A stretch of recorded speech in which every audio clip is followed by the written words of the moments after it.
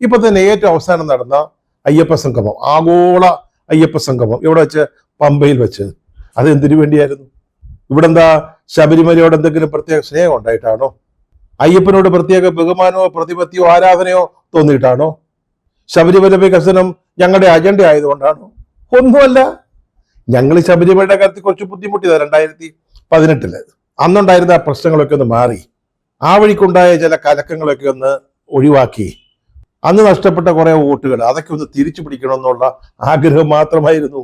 അല്ലാതെ അയ്യപ്പനോടോ ശബരിമലയോടോ പ്രത്യേക സ്നേഹമോ ബഹുമാനമോ ഉണ്ടായിട്ടൊന്നും അല്ല. അതുകൊണ്ടല്ലയോ ഞങ്ങള് വെള്ളാപ്പള്ളി നടേശനെയും SNDPയുടെ ജനറൽ സെക്രട്ടറി സുകുമാരൻ നായർ, NSSയുടെ ജനറൽ സെക്രട്ടറി, ഇവരെയൊക്കെ കൂട്ടുപിടിച്ച് പഴയ വൈരാഗ്യങ്ങളൊക്കെ മറന്ന് ഞങ്ങളൊക്കെ അവിടെ ചെന്ന് ഈ സംഗമം നടത്തിയത്.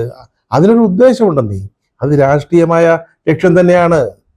അല്ലെന്ന് ആരെങ്കിലും പറഞ്ഞാൽ മാത്രമേ അത് വാർത്തയാകുന്നുള്ളൂ. അതുപോലെ തന്നെയാണ് മോഹൻലാലിന് നൽകിയ ആദരം സ്വീകരണം. അത് രാഷ്ട്രീയ ലക്ഷ്യങ്ങളോടെ അല്ല എന്ന് പറഞ്ഞാലേ അതിനൊരു വാർത്ത ഉണ്ടാവുന്നുള്ളൂ. അതാ സത്യം.